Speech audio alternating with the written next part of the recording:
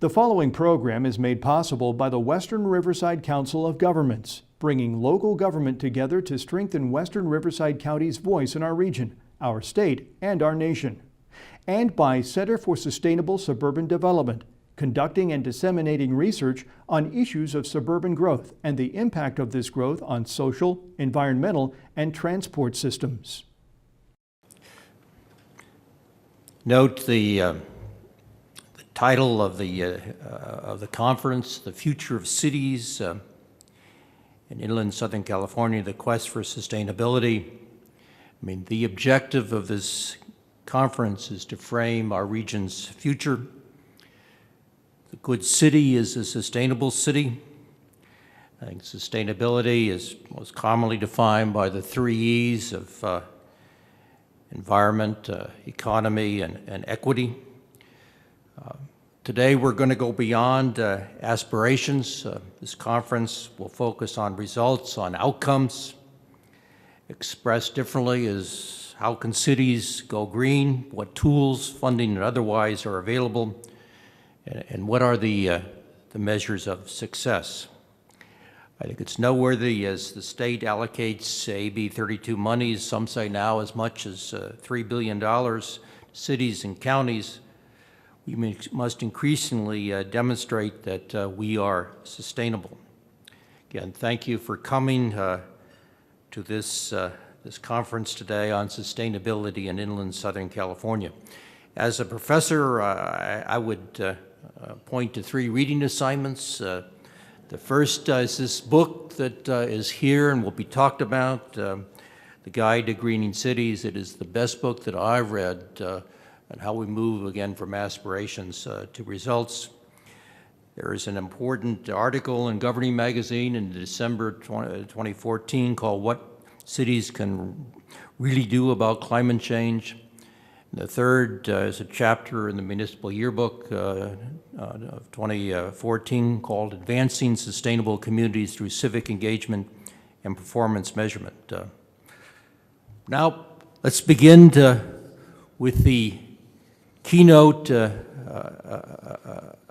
address. It would be provided by Edward McMahon, a senior fellow for sustainable development at the Urban Lands Institute. His topic is, what is a sustainable city?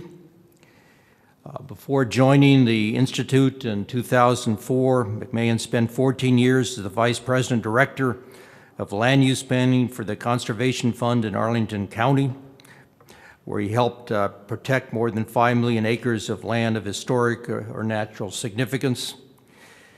He also is a co-founder and president of Scenic America, a national nonprofit organization devoted to protecting America's scenic landscapes. Before that, he taught law and public policy at Georgetown University Law Center and served in the Army. He's the author or co-author of 15 books and has worked on a new report, Active Transportation and Real Estate, New Frontiers and Development. It's my honor and opportunity to introduce to you the keynote speaker for this morning, Ed McMahon.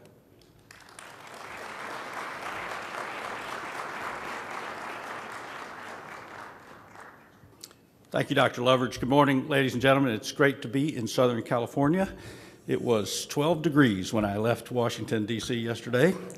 My wife has another 2-hour delay this morning. She works in a school in the Washington area. We've been having lots of snow days recently, and so it's very nice to be here in warm Southern California. So, Dr. Loveridge, I appreciate your kind remarks. I'm going to start off and tell you a little story. I often do this about how I got interested in what I talk about and what I will talk about today. Way back in 1969, at the height of the Vietnam War, I was a young second lieutenant in the United States Army. I had just finished jungle warfare training. I had orders to a small fire base in the Central Highlands of Vietnam. About a week before I'm supposed to leave, I get a call from the Pentagon. I have a colonel on the other end of the line. He's with the Personnel Division. He says to me, Lieutenant McMahon, would you have any interest in being reassigned to Germany? And I'm like, okay. Germany or the jungle? Germany or the jungle? Yes, Germany sounds very exciting. I would love to go to Germany. And I got sent to Heidelberg, West Germany, which was the headquarters for the U.S. military in Europe and one of the most beautiful cities on the planet Earth. I was assigned as an aide to a United States general. I then spent the next 2.5 years of my life traveling all over Europe in a helicopter. And that experience, of course, completely and totally changed my life. But I didn't realize how much it would change my life till I flew home to Birmingham, Alabama, where I grew up, and I got out of the car and drove home, and for the first time ever, I saw the American landscape with a completely different set of eyes. Because, ladies and gentlemen, to travel is to learn. And that's what we try to do at the Urban Land Institute, where I work. We're an international nonprofit that tries to foster best practices in land use and development. We try to learn from cities like Riverside, California, and other cities around the world. And I'm going to talk a little bit about that today. I hope to give you a bit of an international perspective on some of the things that are going on. Let's see if we can get this clicker to work here. Let's go. All right. So a lot of times people say, well, what is sustainable development? And I get asked that almost everywhere we go. And this is a fine definition. It was put out by the United Nations Brundtland Commission, but nobody can ever seem to remember that. So I like to show people a picture of my son. He's actually 37 years old now. But it reminds me of what sustainability is really all about. It's about our children. It's about our grandchildren. It's about the future. And it's about preparing for the future. It's also about balance. It's about the state of harmony, if you will, between conservation and economic development, between jobs and the environment, between people and the land, between downtown and the rest of town. It's also, as we've already heard, about win-win solutions. I believe we spend way too much time in America fighting about what we disagree about, and not nearly enough time sitting down together, community by community, to talk about what we do agree about.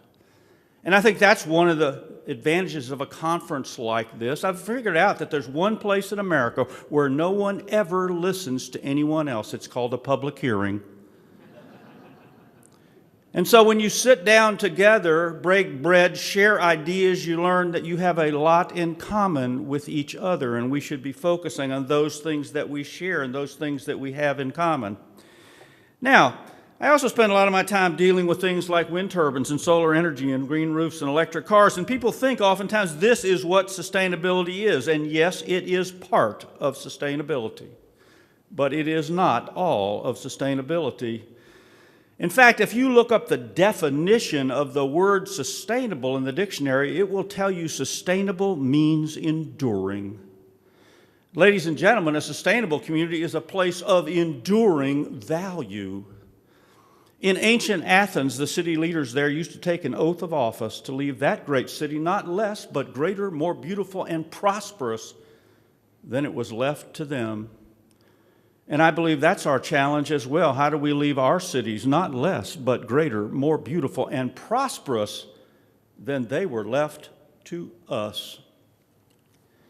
You know, so the world is changing. Cities are changing. People are trying to cope with this change everywhere in the world today. What are some of the changes that we're experiencing? And I understand people oftentimes don't like change. But there's only two kinds of change in America today, ladies and gentlemen. There is planned change and unplanned change. And unplanned change will simply destroy every single thing you love about the place that you live.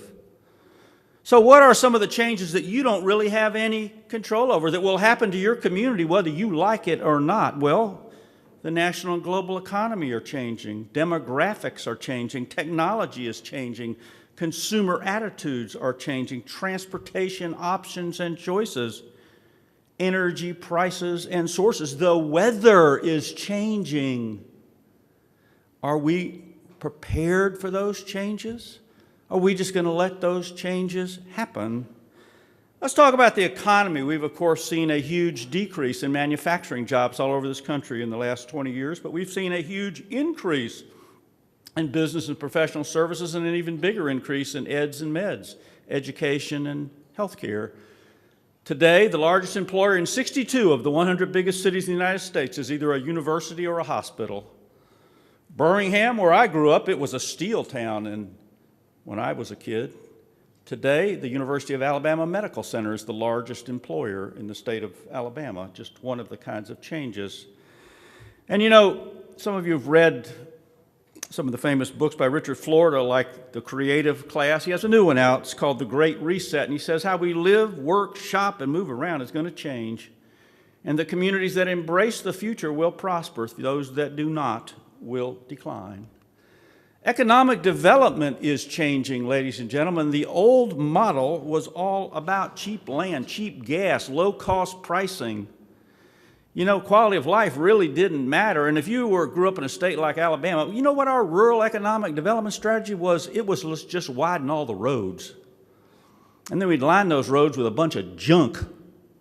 We thought that was successful economic development. Today, ladies and gentlemen, it's not about shotgun recruitment, it's about laser recruitment. It's not about low-cost positioning, it's about high-value positioning.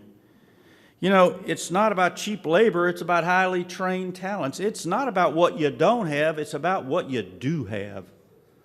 We call that asset-based economic development. Quality of life is incredibly important in the world we live in today, and the most important infrastructure investment today is not roads, it is education. Education. You know, the other thing we've learned about economic development is that the one big thing rarely works. So, you know, we had an arms race in America for many years to build the biggest convention center. And then it was, you know, festival marketplaces, which worked fine in places like Baltimore and Boston. But did you know that there were 19 cities that built downtown festival marketplaces that went bankrupt? You know, it was all the copycat logic of competition. And then it was aquariums. Everybody had to have an aquarium. Even a city like Camden, New Jersey, that said if they could spend $150 million building an aquarium featuring the fish of New Jersey, that they could save downtown Camden. Well, they built that aquarium. It's a wonderful aquarium, but did it save Camden? No, it did not. Because successful economic development today is rarely about the one big thing. It's about a lot of little things working synergistically together off of a plan that makes sense for you and your community. We are in a global competition today to attract and retain highly educated knowledge workers. When I got out of college, you know, you'd have job recruiters would come to your school and you'd interview with the recruiters and you'd just like move wherever you could get a job. Today, young people figure out where they want to live. They move there and then they look for a job. And so how do you stay competitive in that world? Well, things like amenities, they're important. Affordability is important. That's our biggest issue in many East Coast cities. Now it's affordable housing, New York, Washington, Boston, etc., where the median housing prices have passed $500,000 in most of our hot market cities. But, you know, young people are attracted to those cities because they're 24-hour-a-day cities. There's things going on. There's actually jobs and employment there. What about demographic shifts? The world is changing very rapidly. We're getting older, we're getting younger, we're getting more diverse. The fastest growing form of household in the United States today is a single person living alone.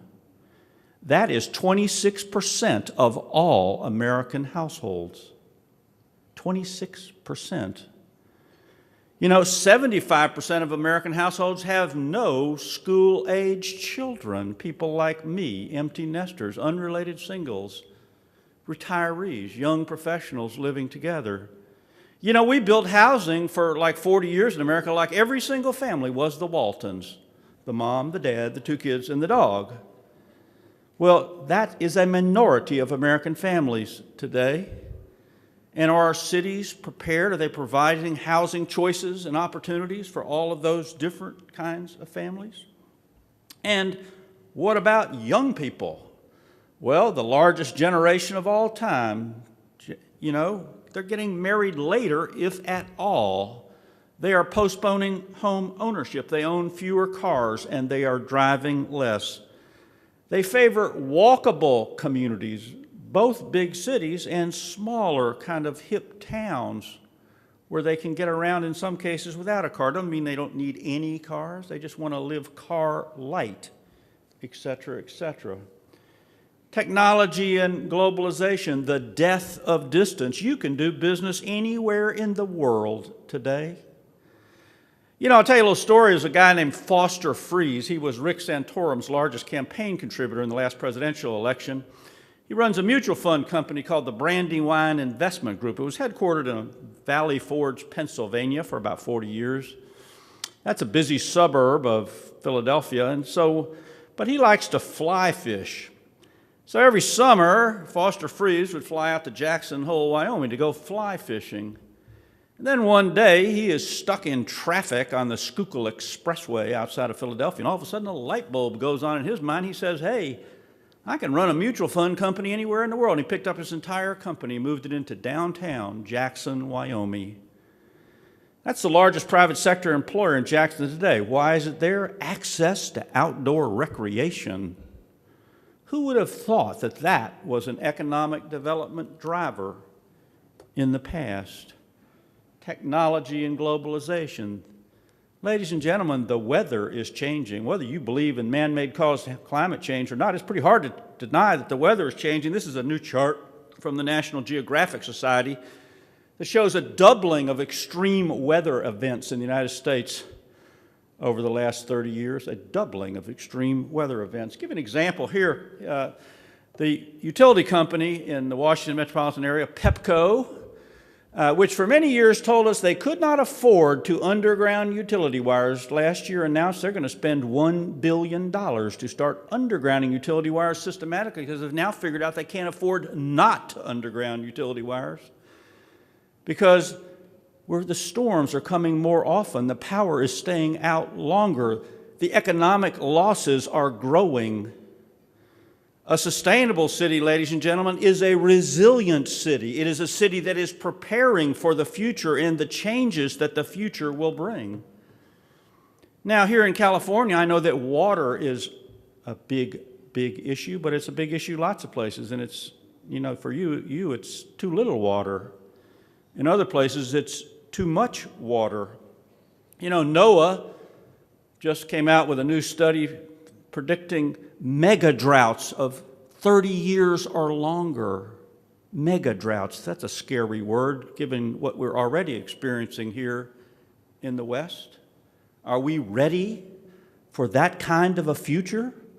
Or we just look to the past? You know, it's one way of figuring out where you're going by simply looking at what you did in the before. But what about if things don't go that way in the future? You know, we've turned out that in many parts of the country, like in the Midwest, the 100-year floods are starting to come every 3 or 4 years. So we're starting to figure out maybe it doesn't make all that much sense to keep building in the floodplain, to keep rebuilding the levees over and over again. It turns out it maybe is cheaper just not to build in the floodplain in the first place. Energy efficiency. We are all happy that gas prices have come down and that the United States is less reliant on foreign imported oil. But I want to tell you that the cheapest energy in the United States is the energy you do not have to use. And that's why energy efficiency is so important. The energy you don't have to use means fewer power plants that you have to build, etc., etc. Now, this has been our trend for years. We had to get in a car to drive everywhere for everything. And of course, that drove this trend, which is our huge and growing infrastructure deficit in the United States. American Society of Civil Engineers estimates that we have a $3 trillion deficit. And partly it's that we haven't raised the gas tax, the federal gas tax, since 1993. People are driving less. We have more fuel-efficient cars, so we're not getting the same kind of money. And, we keep getting these, pretty bad grades in infrastructure of all kinds. I mean, just one example I learned about in Europe, in Europe and in Asia, we have passenger railroad that goes virtually everywhere. It's fast, frequent, and, you can go pretty much anywhere you want to go. In the U.S., our train service is slow, infrequent, or non-existent. You want to go from Memphis to Nashville on a train? Well, you can't do it. You want to go from Dallas to Houston on a train? Well, you can do it. There's one train a day. It takes 17 hours. Did you know that today it takes Amtrak 5.5 hours longer to go from Chicago to New York than it did in the 1930s?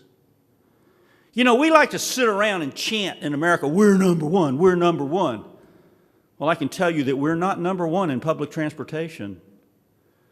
You know, Richard Friedman talks about flying from any of the East Coast airports to any of the new Asian airports. He says it's like going from the Flintstones to the Jetsons.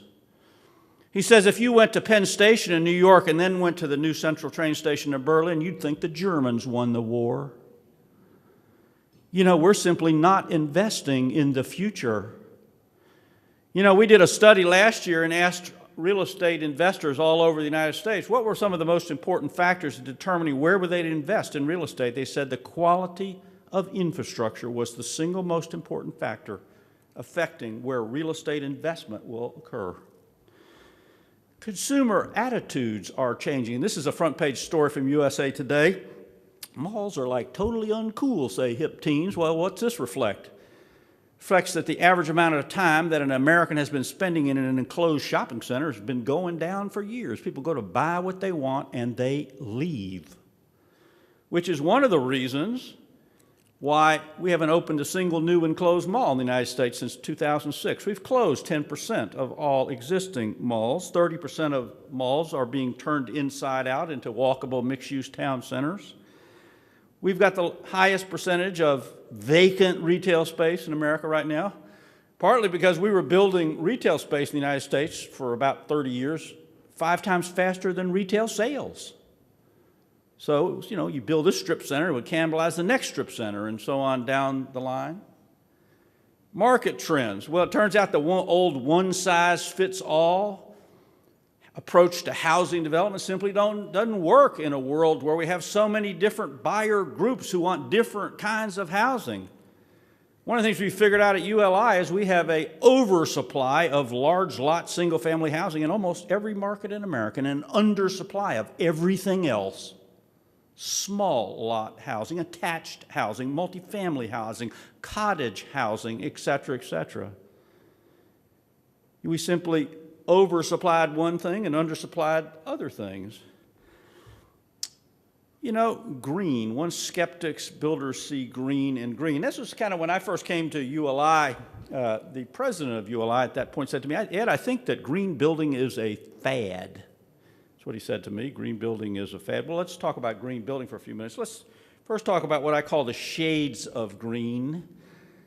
Parsley green, tree green, grass green, full spectrum green. Let's go to parsley green first. Let's back up here. Yep, there we go. Parsley green. What is parsley green? Well, that's kind of pretty obvious. It's like a decoration. It's green PR. It's green marketing. It's taking a conventional project and, you know, wrapping it in green marketing. There's another kind of green. It's tree green. That's the vertical dimension. That's about what's going on inside of our buildings. It's about materials, about energy efficiency. It's about indoor air quality, etc. It's about what's going on inside buildings. Grass green is about what's going on outside of buildings. It's the horizontal dimension of sustainability. It's about finding a good locations, good site planning, designing in harmony with nature, et cetera, et cetera. It's a lot easier to do master plan communities well than haphazard development, for example.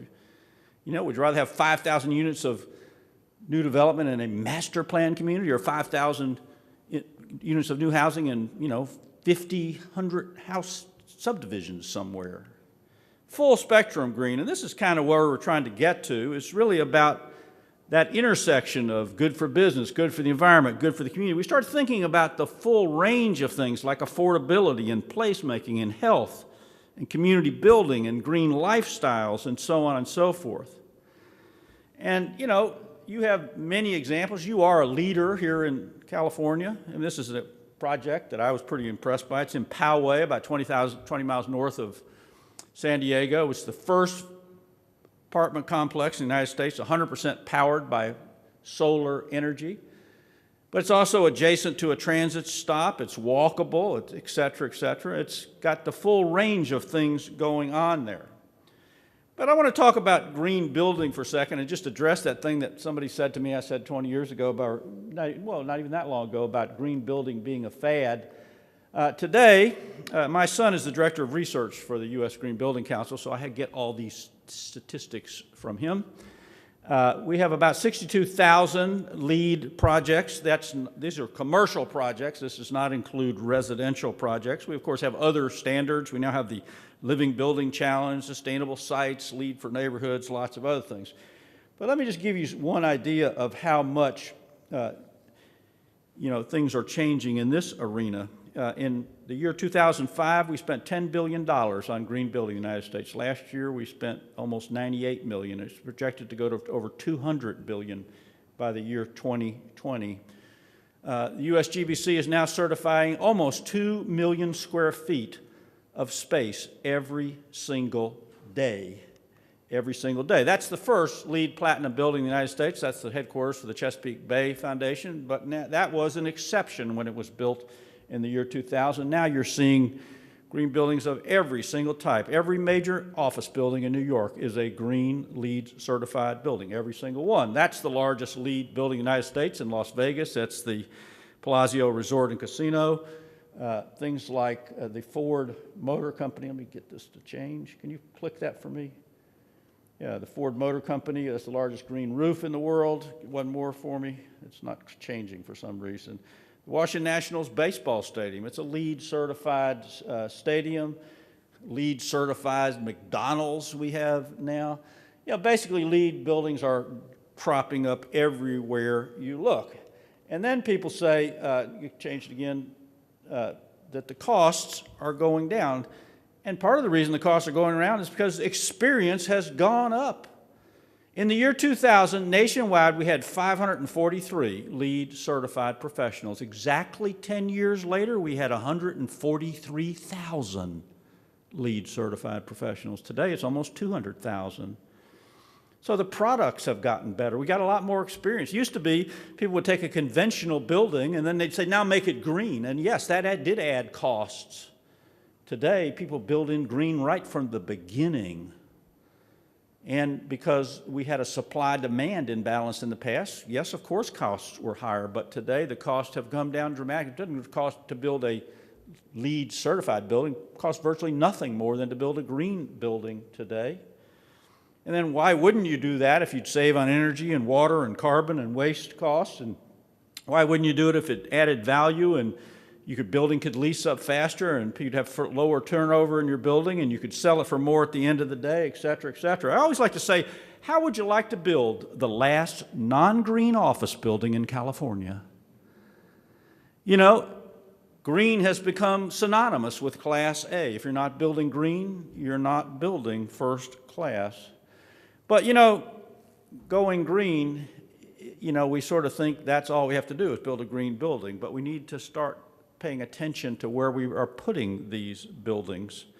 And we need to stop pretending that location doesn't matter. I think Peter Calthorpe sums it up well. He says, where you build is just as important as what you build. So what is a sustainable city? Well, they probably have a lot of these attributes. They're green, they have mixed uses, housing choices and affordability, walkability and health, transportation options, parks and green space, reuse, recycle, regenerate, water resources, energy. Now, I'm not going to talk about all of these today. I'm going to talk about a few of these things today. Let's first, though, I want to make this point about the horizontal dimension. It's about more than what's going on inside buildings. It's also about what's going on outside buildings. Let's just take you one example. Let's talk about street standards for a second. I want to ask you a couple of questions. I want to show you two streets. First question, which street would you rather live on, that street or that street? Okay. Next question, which street do you think has the houses cost less to build on, that street or that street? Last question, which street is better for the environment, that street or that street? Well, the truth is, if you add 16 feet of pavement to the width of the street, you've just increased the cost of every house along that street by thousands of dollars. Streets are the most expensive part of the development process. So more asphalt means less affordable housing. It also means more soil erosion, more sedimentation, more non-point source pollution running off into our rivers and streams. 1 acre of asphalt will generate 16 times as much runoff as 1 acre of meadow. So now, isn't that interesting? You mean you're telling me that less asphalt's both good for business and good for the environment? And oh, and by the way, that narrow street, excuse me, go back, turns out has been empirically proven to be at least 4 times safer for children. That, ladies and gentlemen, is an example of sustainability. Good for business, good for the environment, good for the community. Less asphalt. Well, let me give you another example. Let me show you 2 streets. I wanted you to know that the houses on the 2 streets I'm about to show you are identical. They're the exact same houses. First question, which street would you rather live on? That street or that street? Next question, which street do you think has higher property values? That street or that street? Which one has lower utility bills? That street or that street? Turns out the temperature here on a hot summer day can be 9 degrees hotter than the tree-shaded street in the exact same city.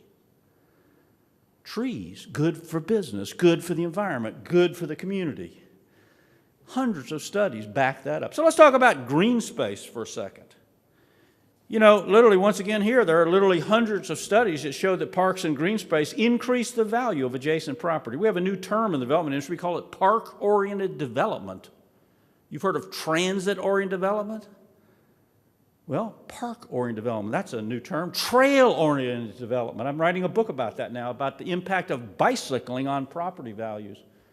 Classic example, where is the most valuable land in New York State? Well, there it is. It's the land next to Central Park. But, you know, here's another example. You know, we have 16,000 golf course developments in America. Why did we build golf course developments? I'll tell you why. Because developers figured out that they could charge a lot premium of up to 25, almost 30% in some cases, for houses next to a golf course over and above the same exact house not next to a golf course. But guess what? Did you know that the vast majority of buyers in golf course developments in America do not play golf? So you ask them, well, why'd you buy the house there? I'll tell you what they tell us. They say, oh, we like to live next to protected open space. We like the view across the fairway. Well, like, duh. What does it cost to build a golf course? Millions of dollars. What does it cost to maintain a golf course? Millions of dollars. What does it cost to leave the open space alone in the first place? Like almost nothing. And it turns out that a growing number of developers are starting to build golf course developments without the golf course. And, you know, what can you do there? Well, you can't play golf, but you can walk your dog. You can throw a frisbee. You can have a picnic. You can play ball. You can do anything you want. And what is the most popular form of outdoor recreation in America? It is not golf. It is walking for pleasure. Walking. You want to give people more bang for the buck? Build walking trails and bike paths and ways to get around without your car. So I talked about sustainable cities are places of enduring value. Sustainable cities are also distinctive cities. Ladies and gentlemen, if you cannot differentiate yourself from any other community in the world we live in today, you will have no competitive advantage. Distinctiveness of your community is critical to your economic and your environmental future. You know, Mark Twain put it this way. He said, we take stock of a city like we take stock of a man. The clothes or appearance are the externals by which we judge. You know, Doug Kelbaugh, who's the dean at the University of Michigan School of Architecture, he put it this way. He says, if a building, a landscape, or a city is not beautiful, it will not be loved. If it is not loved, it won't be maintained and improved. In short, it won't be sustained. Ladies and gentlemen, people preserve what they love. And if you create a city that people don't love, it will not sustain over the long term. Sustainable cities, ladies and gentlemen, put people first. But unfortunately, for many years, we put cars first in the United States. And you know, we design cities all around cars, and what we've learned is if you design around cars, you're simply going to get more cars. And by the way, did you know that it's actually kind of hard to spend money if you're in the car? you have to actually be out of a car to spend a lot of money. So designing around people gets you more people, and it's also very good for business. It's also good for healthcare. Turns out walking has become the new miracle drug.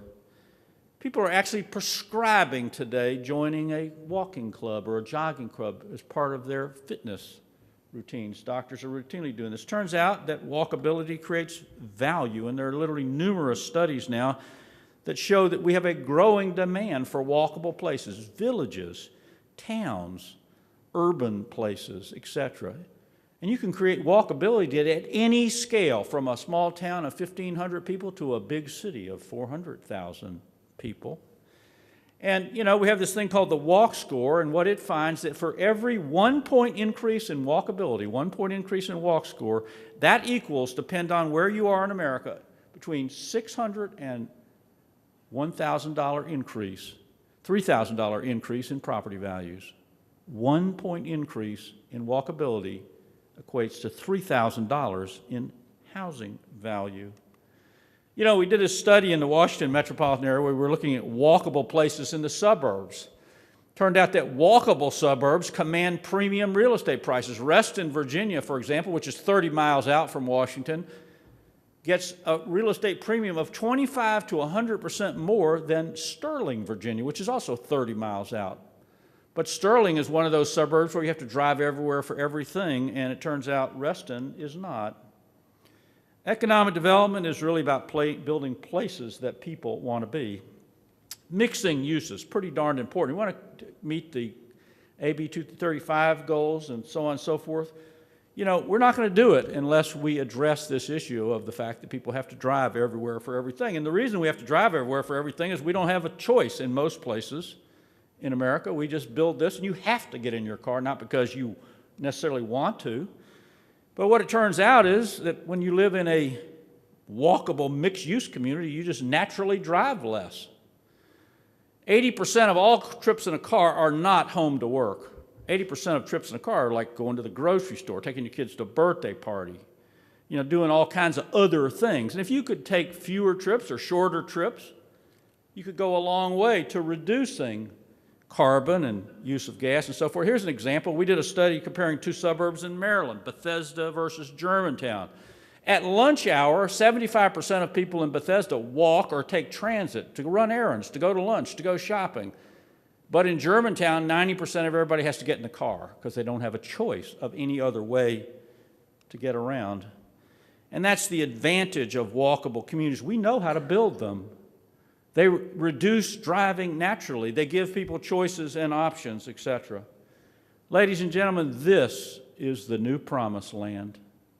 Joni Mitchell used to talk about we paved paradise and put in a parking lot. Now we can tear up the parking lots and we can actually put paradise back because we got these, well-drained sites.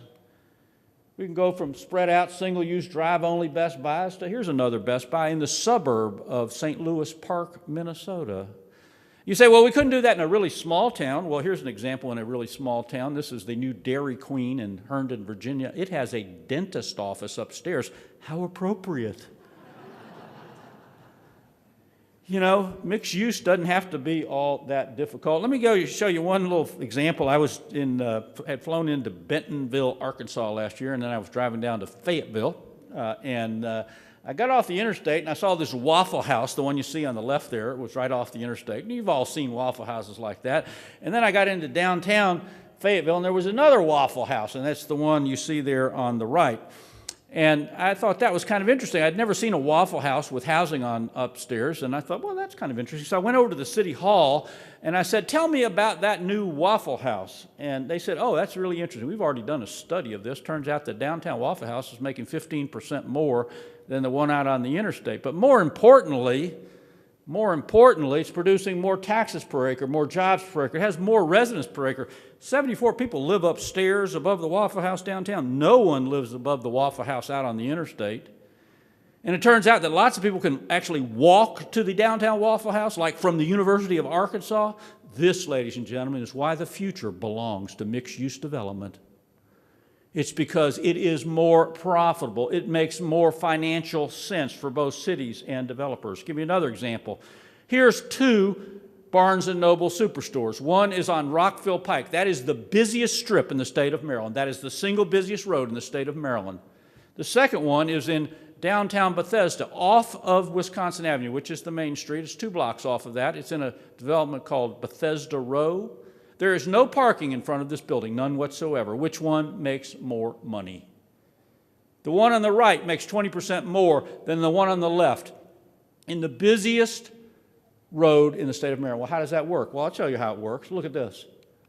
There's only one way to get to the Rockville Pikes of the world, get in your car and drive there. Well, there's 4 ways to get into the downtown Bethesdas of the world. Well, you can drive your car, you can take the metro, you can ride your bike, you can even walk. There's a 5-story parking garage behind the Barnes & Noble. So 4 ways to get to one place, 1 way to get to another place. Which one do you think will have an advantage? And by the way, when you get to the downtown Bethesdas of the world, they have a big advantage. It's called the place-making dividend. What's that mean? It means people stay longer, spend more money, and come back more often to places that attract their affection. The place-making dividend. You know, let me show you, let me just back up, please. Back up one for me, if you could. Yeah, okay, so here's the old paradigm. This is sort of your typical Walmart. You've all seen it. Let me show you the new paradigm. That's the new Walmart in Washington, D.C. It's in a 5-story building. It has 300 apartments above the Walmart. There's actually real windows that let real sunlight into the floor of the Walmart. Where's the parking? It's underneath the building. Well, geez. You mean that's like what we used to call a department store. And you know, if you put a Walmart in a multi-story building, it means it uses half as much land. It means you can put it back downtown. You know, that's the future, ladies and gentlemen. Switch slides for me. Look at this. This is how Walmart's, we've gone from 200,000 square foot superstores down to 4,000 square foot urban Walmarts in college communities, 4,000 square feet. All the stores in America are shrinking, which means you can bring them back downtown. So here's the question I want to end with. You know, how will Americans, switch one more for you, please. Okay, will Americans accept the higher densities that come with compact mixed-use development? Turns out Americans typically don't like 2 things. They don't like too much sprawl, and they don't like too much density. So we've learned some things about density. First of all, we don't call it density. We call it compact development. Let's go back here. Why does it keep going too far? First, you can't just take more look-alike houses and stick them closer together and expect everybody to like that. So you got to have high-quality design. You also have to have access to green space, or put another way, switch slide, please. Density requires good design and compensating amenity. Here's a new mixed-use project with a ice rink in the winter in the front and a park. Oh boy, sorry, I don't know why it keeps doing that. You know, we need to have sidewalks and green space and bike paths and so on and so forth. Compact can be attractive. You know, and you don't need. Geez, why does it keep doing this? I am so sorry. Let me just try to switch it myself. One more, switch it. Compact can be attractive and valuable. One more. It doesn't demand high rises.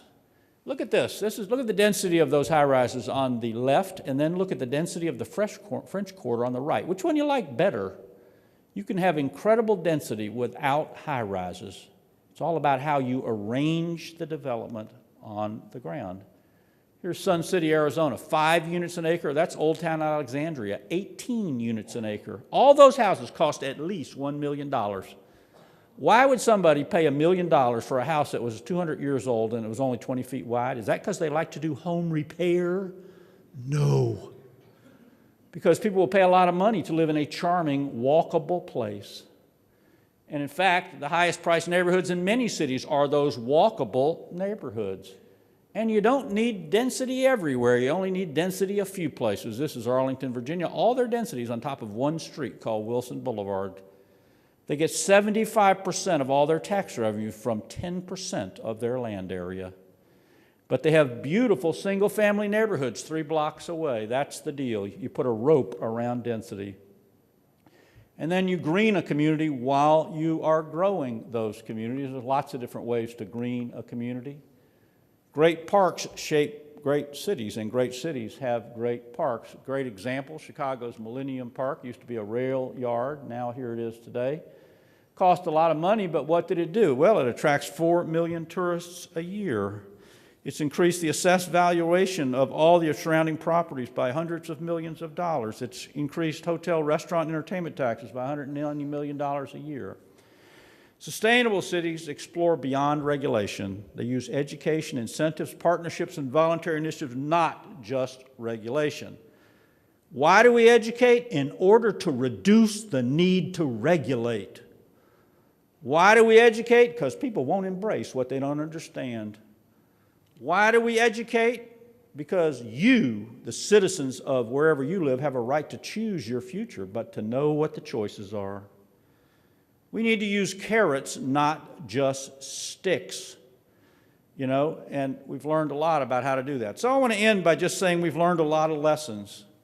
There are many dimensions to sustainability: the building, the site, the community. We've had 20 years of experimentation and exploration. We've learned a lot. The marketplace is embracing sustainability, but the world is changing very fast. So I'm going to end by just telling you this one short story. Horatio Nelson Jackson. How many people have heard of Horatio Nelson Jackson? The Smithsonian Museum of American History now has a display about him. He's the first American to drive across the United States in a car. He bet that he could drive across the United States in 1903 in 60 days. No one believed him.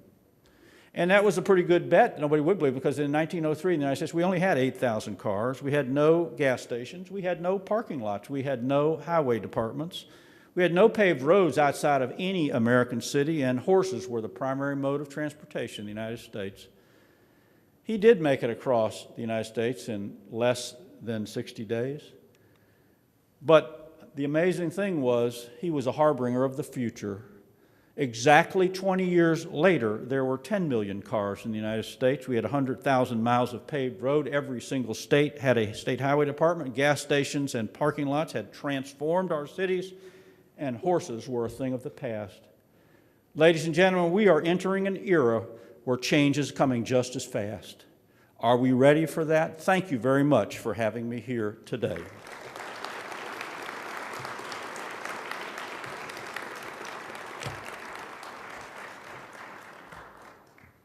This program has been made possible by the Western Riverside Council of Governments, bringing local government together to strengthen Western Riverside County's voice in our region, our state, and our nation. And by the Center for Sustainable Suburban Development, conducting and disseminating research on issues of suburban growth and the impact of this growth on social, environmental, and transport systems.